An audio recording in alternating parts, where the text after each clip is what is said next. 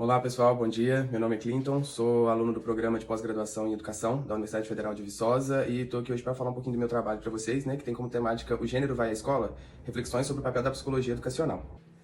O objetivo principal desse trabalho é abordar um pouquinho da atuação do profissional de psicologia dentro da escola, no tocante à temática de sexualidade e gênero, e que se caracteriza por um problema histórico, político, emergente, que atravessa todo o cotidiano escolar. E para responder um pouquinho das problematizações que eu levantei durante a elaboração desse trabalho, eu fiz um levantamento de teorias e materiais já publicados por meios escritos e eletrônicos, e alguns livros principais que serão essenciais para a compreensão de alguns conceitos, como Judith Butler, Michel Foucault e Richard Miskolci, além de artigos científicos, periódicos e bases de dados de universidades, a partir dos escritores de sexualidade e gênero, escola e ambiente escolar e psicologia e educação. E essa pesquisa, ela não pretende esgotar as possibilidades de compreensão e elaboração e reformulação de propostas para atuar no espaço escolar junto de educadores e demais profissionais envolvidos na trama escolar, mas ela pretende apenas descortinar um problema que é emergente e merece a atenção da nossa classe de profissionais que sejam comprometidos com a saúde mental nesse espaço, e a qualidade de vida. Antes de explicar um pouquinho como se desenvolveu esse trabalho, eu quero fazer um recorte temporal. Ele se caracteriza a partir do século XIX, após a Revolução Francesa, com base nesses ideais iluministas que vinham se configurando, e com uma proposta de que todo ser humano tinha direitos naturais. Então, o feminismo de primeira onda, ele se caracteriza por um movimento mais burguês, de reivindicação do direito ao voto. Inclusive, as feministas nessa época ficaram conhecidas como sufragistas, e elas tinham como uma crítica principal em torno desse determinismo biológico. Uma autora que a gente pode mencionar nesse período é Simone de Beauvoir, que, baseado nas teorias também da fenomenologia existencial, faz uma crítica a esse determinismo biológico e traz um pouco dessa questão da cultura, da cultura como um aspecto formativo também. Então, apesar de Beauvoir não usar o termo gênero na época da sua elaboração teórica, ela já meio que já apontava esses caminhos. Então, ela apontava esse determinismo biológico, na verdade, ela fazia uma crítica em cima desse determinismo biológico e apontava o quão formativo pode ser a nossa cultura. Ela partia da ideia de que a mulher era o outro que se negava na constituição do homem. Então, as críticas que Beauvoir tece, em torno das categorias de sexo e gênero, desemboca aí, e claro, somado à luta de outras feministas que eu não mencionei nesse estudo, chegamos à segunda onda do movimento, que é uma maior consolidação teórica, e como lema o pessoal e político. Então, essas mulheres começaram a perceber o quanto essa estrutura social, a forma que a gente se organizava socialmente, afetava também o aspecto privado, a vida privada dessas mulheres. Podemos mencionar aí na segunda onda autoras como Monique Wittig, que vai apontar o sexo enquanto um caráter artificial, porque, segundo ela, a mulher é a única marcada, nessa binariedade do sexo. E o homem é aquele que é transcendental, universal, então o homem pode ser tudo, enquanto a mulher é a única marcada. Portanto, ela alega que o sexo é um dado artificial. Nesse período também temos Lucy Irigaray, uma outra teórica que vem contrapor o pensamento de Beauvoir e de Monique Wittig, ao falar que o sexo masculino é o único, ele é padronizado, enquanto a mulher, e ela pauta também nos estudos da psicanálise, ela vem falar que a mulher é um sexo múltiplo, irrepresentável, paradoxal. Temos também outros autores, como Jacques Derrida e Michel Foucault, nessa época eles ajudam a quebrar um pouco desse pensamento canônico em torno do sistema de sexo e gênero, começa a questionar um pouco dessas verdades que estavam instituídas desde com essa configuração do pensamento ocidental. E o que a gente pode perceber dessa primeira e segundo momento,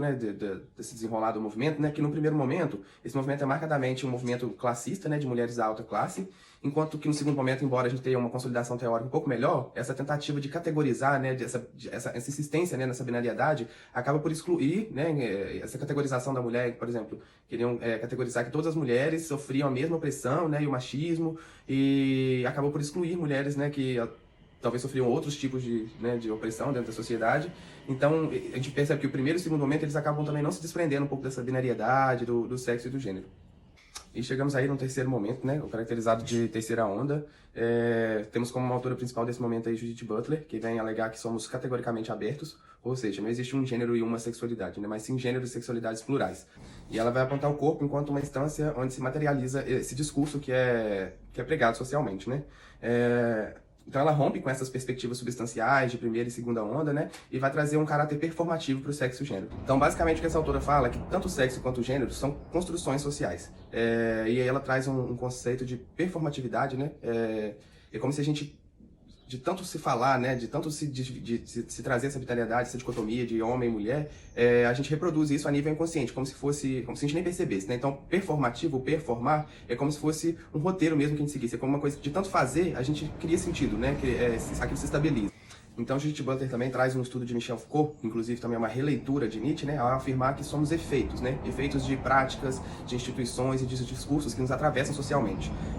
Então, basicamente para elas, sexo e gênero, né, masculino e feminino, não existem. São meras construções, né, sociais, e que elas estão abertas, elas são transformadas cotidianamente. E aí é nessa perspectiva, né, dessas instituições, desses discursos que nos atravessam, que eu elejo a instituição escolar, né, a escola propriamente dita, para estar desenvolvendo nossa análise. Bem, a partir de agora a gente vai, né, tentar observar a escola a partir de uma ótica histórico-cultural, né? Também atravessado por interesses estatais e econômicos, enquanto uma instância também, uma instituição que produz subjetividades, produz sujeitos. Então, se a gente pudesse pensar num objetivo central, né, uma função social da escola, é fazer com que a gente se aproprie, né, dos saberes, dos conhecimentos que foram produzidos ao longo da história, de uma maneira crítica, e que a gente possa aprender a ressignificá-los, né, de trazer eles para a nossa realidade, a realidade no caso que a gente vive hoje.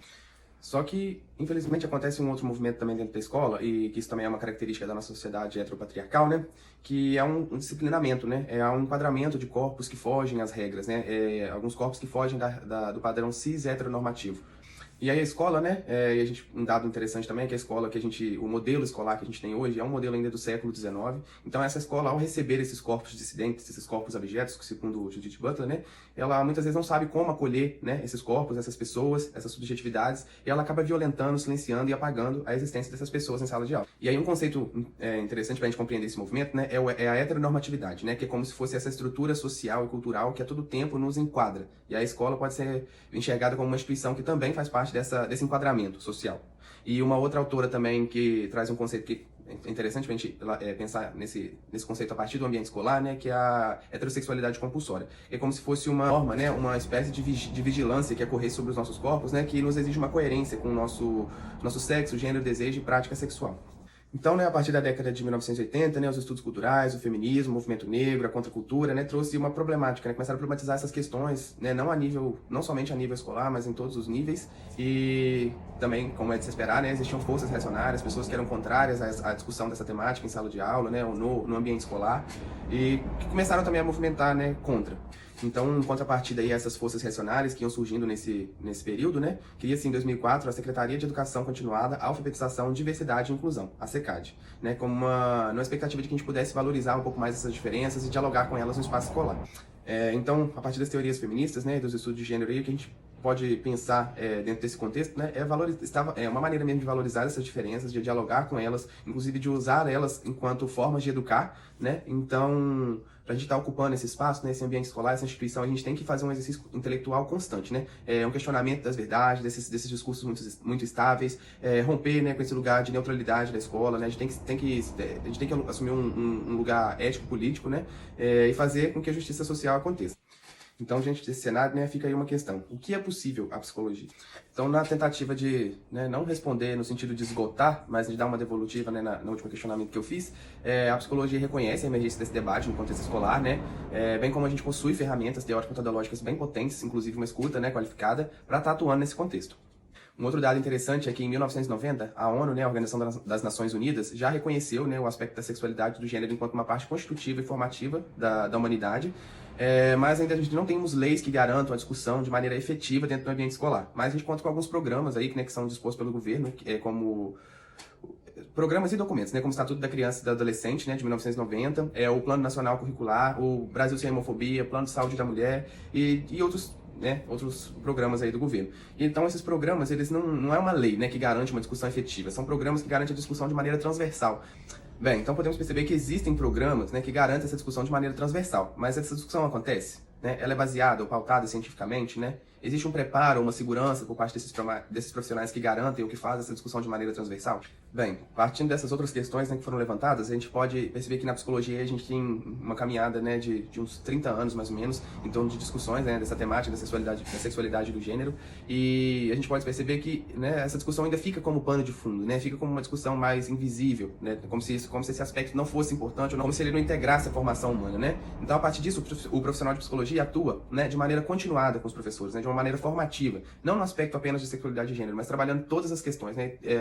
inclusive questões que são levantadas pelos próprios alunos ou pelo território. Então, basicamente, né, o profissional de psicologia ele trabalha com a promoção de conhecimento, promoção de espaço de discussão, promoção de escuta, sempre pautado num trabalho coletivo, né, buscando relacionar aí a escola, a família, a comunidade, e envolvendo todos os atores, né, que estão na escola. Então, basicamente, não existe eu não estou aqui para contar uma receita, né, ou uma forma de atuar neste campo, mas eu estou aqui buscando elaborar algumas estratégias que a gente pode pensar a partir delas, né, a nossa atuação. E só reiterando um pouco disso que eu falei, né, essa discussão, ela é uma discussão sempre, né, essa discussão, tanto com essa atuação, ela é sempre uma atuação localizada, né, ela tem que respeitar as especificidades do território a qual essa escola está inserida, né, a comunidade, né, o estilo de vida dessas pessoas, então, existe como a gente falar que existe uma receita de atuação. Então, para encerrar um pouco dessa nossa conversa de hoje, né, afirmo que esse problema, ele existe, né, é um problema latente, as pessoas morrem porque essa discussão muitas vezes não acontece, então esse debate ele precisa acontecer, né, esse acesso à informação precisa acontecer, a gente precisa lutar para ocupar esses espaços de uma maneira ética, política, né, e justa, para quem construir uma educação mais democrática. A gente tem que resistir nesses espaços, né, para que todas as pessoas tenham o direito de ser e estar.